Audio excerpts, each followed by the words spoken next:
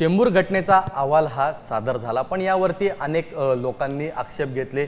भाजपच्या देखील नेत्यांनी आक्षेप घेतला. आपल्यासोबत यावरतीच बोलण्यासाठी स्वतः सभागृह नेते गणेश कणखर आहेत. सर, तुम्ही तो अहवाल बघितला असेल. एकंदरीत सगळ्यांचीच त्या अहवालावरून नाराजी आहे. आज स्वतः त्याच्या आई वडिलांनी देखील नाराजी व्यक्त केली आहे. ही घटना अत्यंत दुर्दैवी होती.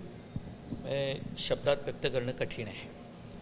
पण जो अहवाल मी बघितला आहे आणि वाचला आहे, अत्यंत दुर्दैवी प्रकारानंतर जे काही गांभीर्यानं विषय करायचे असतात किंवा त्या घटनेला नेमकं कोण जबाबदार आहे, जी अपेक्षा होती त्या सर्व अपेक्षांना हरताळ फासणारा अहवाल आहे आणि आम्हाला हा अहवाल अमान्य आहे. मी ज्या दिवशी घटना घडली त्या दिवशीच मी ते सर्व पाहत होतो. त्या आईकडे बोलायला शब्द नव्हते. आपल्या एखाद्या कुटुंबातला एखादा कोवळा जीव ज्या वेळेला जातो त्या कुटुंबाची काय अवस्था झाली असेल, आणि ज्या वेळेला एखादं झाड पडतं आणि त्या संदर्भातली सूचना दिल्यानंतरसुद्धा उद्यान विभागानं ही घटना जेव्हा घडत असेल, हे अत्यंत दुर्दैवी आणि आम्हाला हा अहवाल अमान्य आहे. याची फेर चौकशी झाली पाहिजे आणि निश्चितपणे केवळ 5 लाख रुपयाचा दंड कंत्राटदाराला आणि जो काही कन्सल्टंट आहे, तांत्रिक सल्लागार, त्याला 2 लाख रुपयाचा दंड, हे काय त्याचं परिमार्जन होऊ शकत नाही. आम्हाला हे मान्य नाही. सर, तुम्ही त्रयस्थ संस्थेकडून याची चौकशी करायची मागणी केली होती आणि स्वतः आपण स्टँडिंग समितीमध्ये 2 पत्रव्यवहार हे समोर आणले होते. त्यामध्ये अधिकाऱ्यांमध्ये कशा प्रकारे त्यांनी ते पत्रव्यवहारच पाहिले नाही असं थेट तिकडून दिसून येत होतं, पण तरी देखील अधिकाऱ्यांवर कारवाई न करता कंत्राटदारावर करण्यात आली आहे कारवाई. बघा, मुंबई महापालिकेमध्ये एक सिस्टम गेली अनेक वर्ष चालू आहे की आपण एखादी तक्रार दिल्यानंतर मग त्या अधिकाऱ्यांना सांगायचे तक्रार तर मिळाली, पण हे माझं काम नाही, एक काम करा, तुम्ही या डिपार्टमेंटकडे जा. हे सामान्य नागरिकांना तर याचा अनुभव होताच. आत्ता डिपार्टमेंटमध्येही ही गोष्ट सुरू आहे. यासारखं दुसरं दुर्दैव असू शकत नाही. मुळात मी अनेक वेळेला बोललेलो आहे आणि त्या दिवशी सभागृहात हा विषय बोललो की ही मुंबई महापालिका कंत्राटदारांसाठी नाही. त्यांच्या जीवावर ही मुंबई महापालिका चालणार नाही आणि त्यांचं समर्थन करायला या मुंबई महापालिकेत आम्ही आलेलो नाही. जे यापूर्वी झालं असेल ते झालं असेल. आत्ता मात्र यापुढं हे चालणार नाही.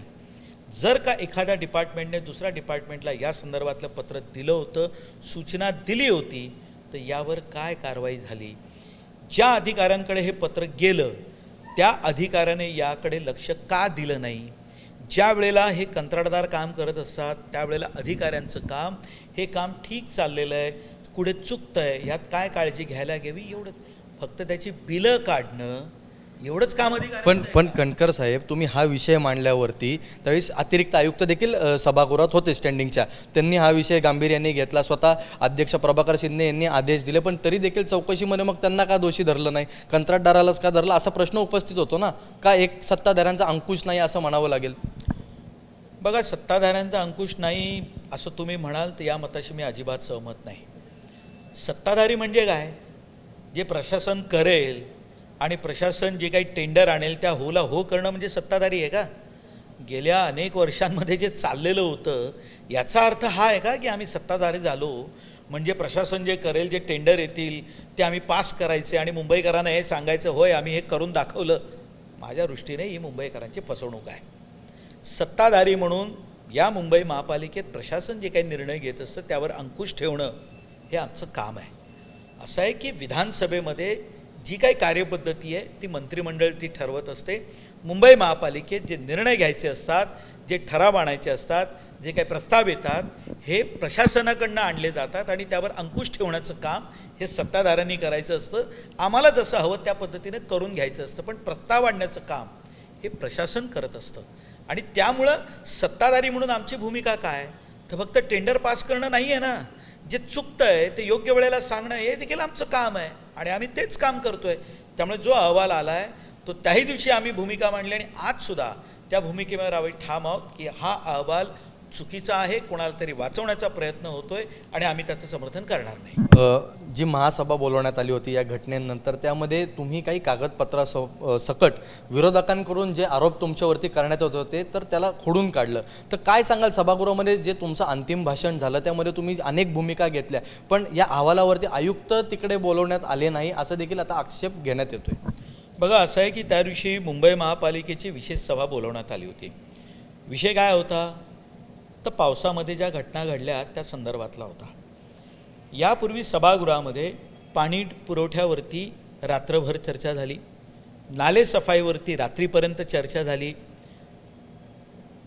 झाडं पडल्याची घटना आहे त्यावरती देखील गंभीरपणे चर्चा झाली सभागृहात. म्हणजे मुंबईतल्या पावसाशी संबंधित असलेल्या सगळ्या विषयांवरती त्या दिवशी चर्चा झाली.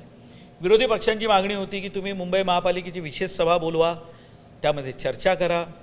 आणि चर्चा करत असताना विषय काय होते तर मी त्या दिवशी यादी वाचली की ज्यावर आपण चर्चा करायची होती ती तर ऑलरेडी करून झालेलो आहोत, आम्ही सिरियस आहोत, आम्ही गंभीर आहोत. चर्चा काय झाली तर ही चर्चा ही पावसाळ्याची चर्चा नव्हती. ही चर्चा आदित्य ठाकरेंचं लॉन्चिंग करण्यासाठी जी काही मुहूर्त शोधले जात आहेत त्यावर चर्चा होती. त्याला नाव मुंबईकरांच्या समस्या दिल्या गेल्या. याचं कारण ज्या दिवशी ही चर्चा प्रारंभ झाली, काय सुरुवात झाली, कुठल्या घोषणा दिल्या गेल्या.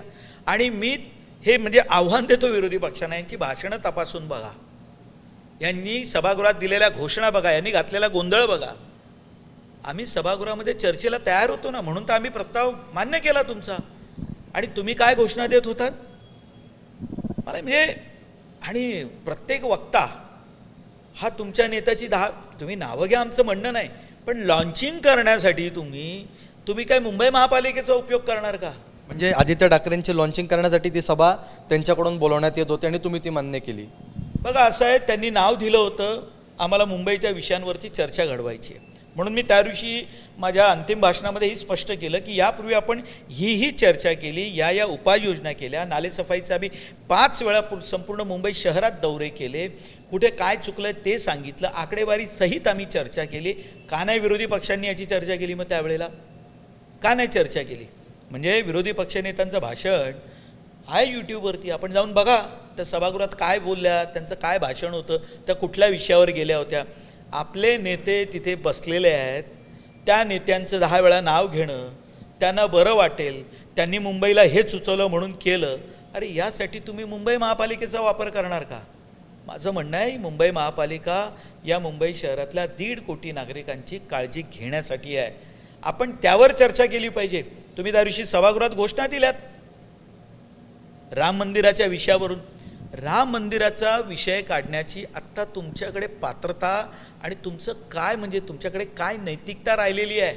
अहो ज्या दिवशी राम मंदिराच्या विषयावर चर्चा झाली, उद्धवजी तुम्ही हरामखोर म्हटलात ना हो सगळ्यांना. ज्या वेळेला घरोघरी जाऊन निधी संकलनाचा विषय आला त्यावेळेला संजय राऊत तुम्ही काय भाषा वापरली आणि तुम्हाला काय अधिकार आहे या विषयावर बोलण्याचा? जनाब उद्धव ठाकरे अल्लाह का बंदा हो तुमच्या नावाने गाणी फिरतायत मार्केटमध्ये आणि तुम्ही रामाच्या विषयावरती आम्हाला प्रश्न विचारणार? आमच्याशी वैर असू शकतं, मतभेद असू शकतात. तुम्ही एकदा म्हणाला होतात उद्धवजी की होय 25 वर्ष आमची युतीमध्ये सडली. मग हेही सांगा की राम मंदिराच्या विषयावरती आम्ही आंदोलनं केली होती ती चुकीची होती, ते का नाही तुम्ही बोलत? तुम्ही राम मंदिराचं उद्घाटन ज्या वेळेला झालं, प्राणप्रतिष्ठा झाली, उद्धवजी मतभेद आमच्याशी असतील, प्रभू रामाशी नव्हते, तुम्ही का नाही गेलात? यासाठी नाही गेलात की दिल्लीमध्ये बसलेल्या सोनिया मम्मींना वाईट वाटेल, त्या राजपुत्र राहुलाला वाईट वाटेल, तिथं लोटांगण घालायला जाताना कमीपणा येईल म्हणून तुम्ही प्रभू रामाच्या प्रतिष्ठेला आला नाहीत. आणि आज ज्या वेळेला जहाज बुडतंय त्यावेळेला स्वाभाविक आहे प्रभू रामाचं नाव घ्यावंच लागतं, कारण ते शेवटी जाता जाता करायचंच असतं, ते तुम्हीही करताय.